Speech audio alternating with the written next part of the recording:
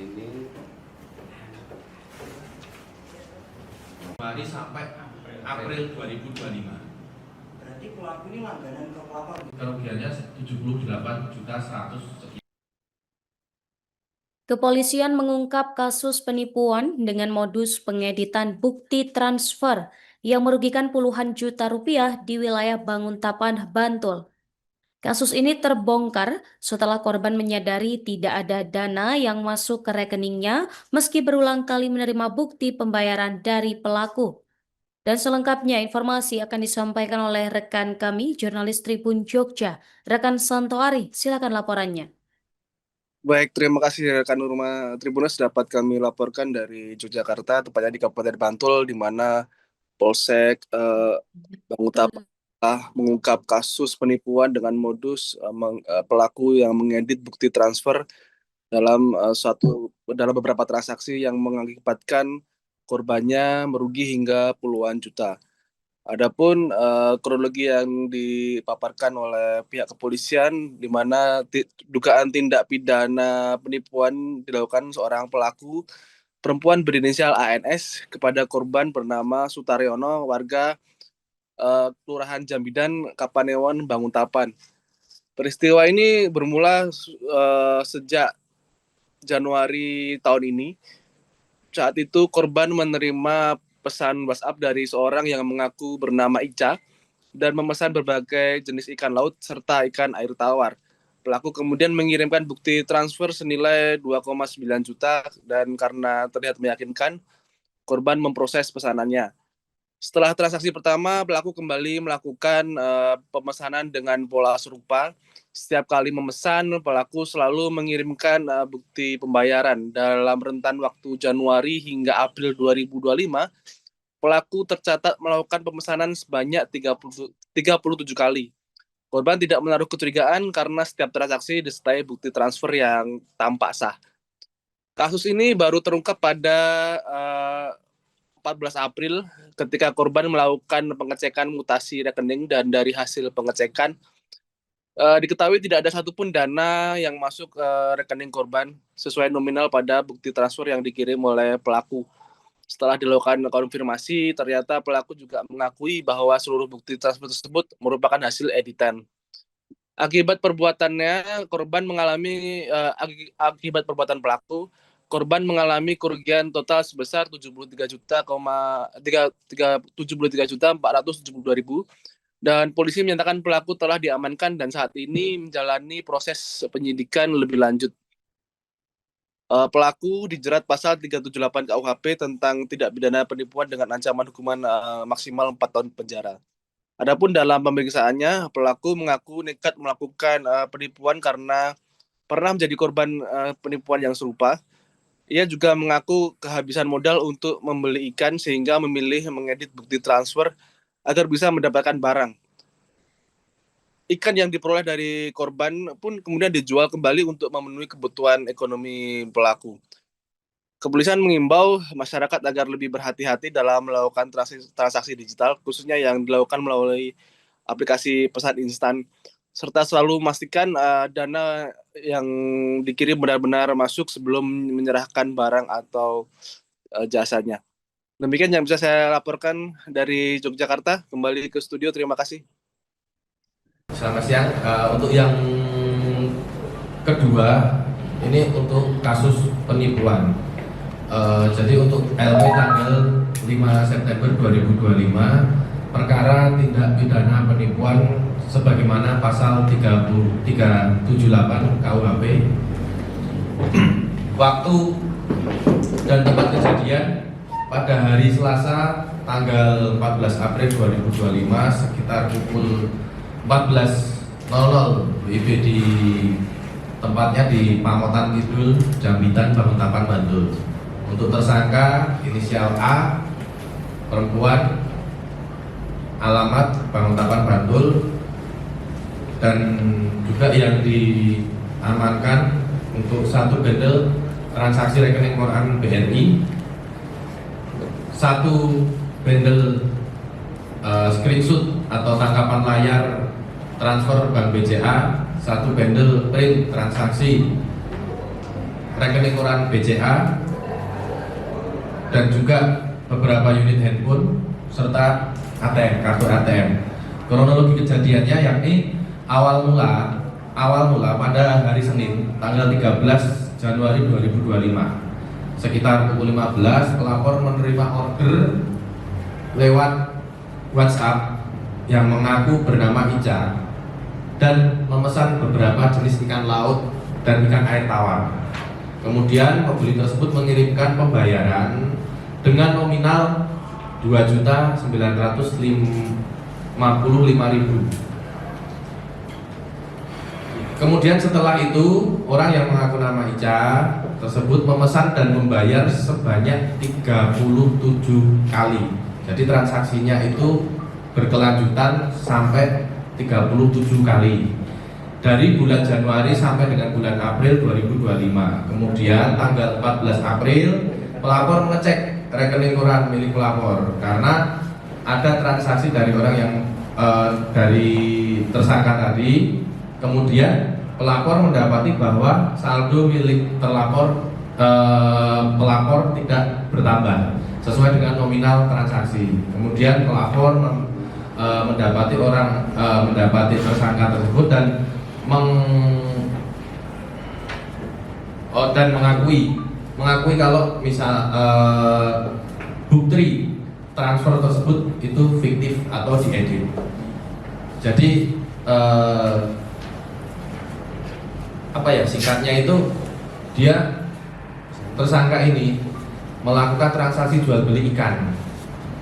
Namun yang dikirim screenshotnya itu kalau misalnya sudah transfer misalnya sejumlah 2.500.000 tapi nolnya nanti transfernya 250.000 tapi nanti diedit ketika dikirim ke pelapor itu nanti diedit nolnya jadi 2,5 juta dan berkelanjutan sebanyak 37 kali sampai pelapor itu menderita kerugian sebesar 78.147.830.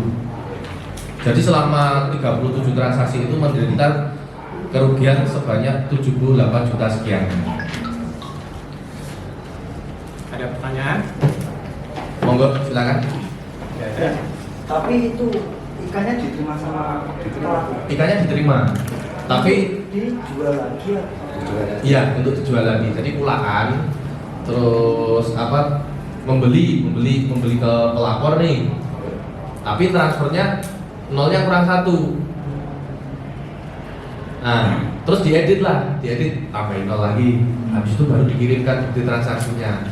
Cuma pelapor ini tidak menyadari sewaktu mengecek rekening korannya, ternyata saldonya tidak bertambah. Nah itu sampai kerugiannya kan berulang sampai kerugiannya 78.100.000 sekian. Dan itu korbannya baru sadar setelah 37 kali transaksi. Ya, setelah rentan waktu dari Januari sampai April 2025. Berarti pelaku ini langganan ke pelapor nih. Bisa dikatakan seperti itu. Oke. Tapi kalau untuk status itunya hanya rekan bisnis atau memang sudah kenal sebelumnya antara korban dan sebenarnya karena memang penjual ikan dia menjual ikan.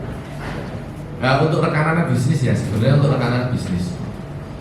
Dan terkait dengan kejadian kasus ini, apakah juga ini menjadikan modus operandi baru dari proses transaksi penipuan atau seperti apa? Dan mungkin bisa dijelaskan.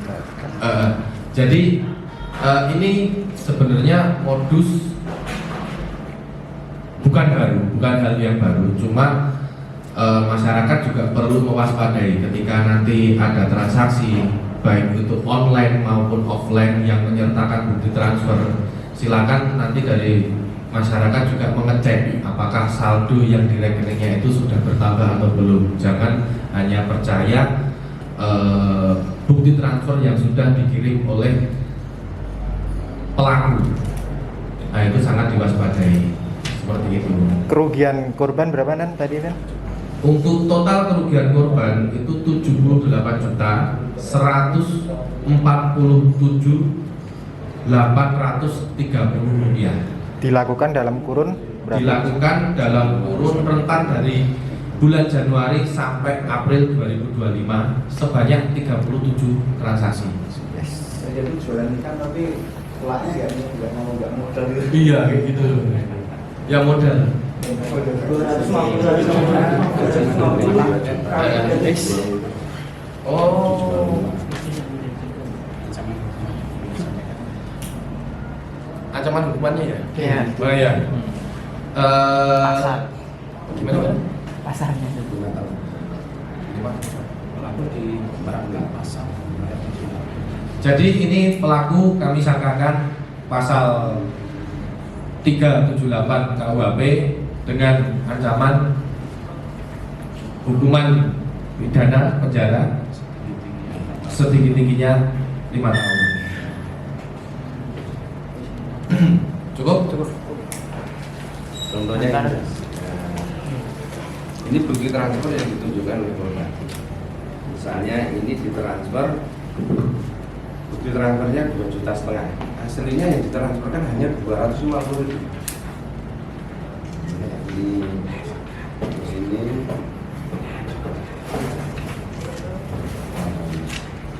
1.835.000. Ini yang ditransferkan hanya 185.500. Terus ini 2.618.000. Ini yang ditransfer aslinya hanya 261.800. Masalah. Jadi contohnya ini pada tanggal 13 Januari 2025 pelaku ini menunjukkan bukti transfer 2.500.000. Aslinya yang ditransfer oleh pelaku itu hanya 250.000.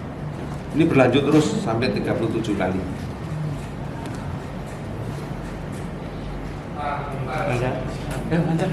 Cukup? Oh,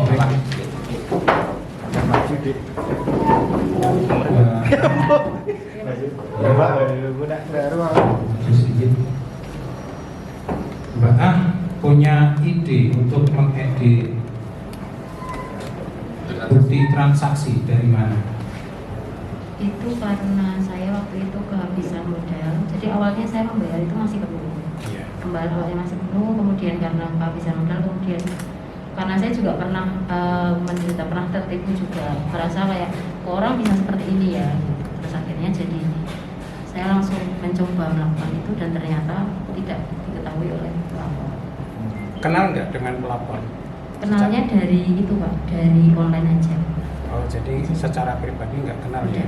Belum pernah bertemu juga. itu kok bisa mengedit bukti transfer itu belajar atau gimana? Ada belajar sih Pak, cuma nyoba aja awalnya. Pakai aplikasi? Iya, aplikasi Canva. Cuman sebenarnya kalau dilihat secara sendiri itu tidak, itu sebenarnya terlihat. Tapi karena kebetulan pelapor tidak teliti ya. Tidak. Berarti kulaane mbaknya itu untuk dijual kembali ya? Dengan harga murah atau seperti apa, atau sudah punya pengepul? Oh, dijual etengan? Oh, jarang. Tiap beli diskonnya 90% lah itu ya. Berarti ngeditnya pakai aplikasi ya? Aplikasi Canva. Menyesal nggak? Ya sangat menyesal karena di dalam situ tidak enak. Menjalani rumah seperti itu tidak enak. Karena kehabisan modal ya awalnya ya? Awalnya ya karena jadi saya tuh pengepulnya kan nggak cuma satu sebenarnya. Jadi terus karena kehabisan modal jadinya lakukan. Cukup ya? Cukup bro. Baik, terima kasih. Kasus yang kedua selesai.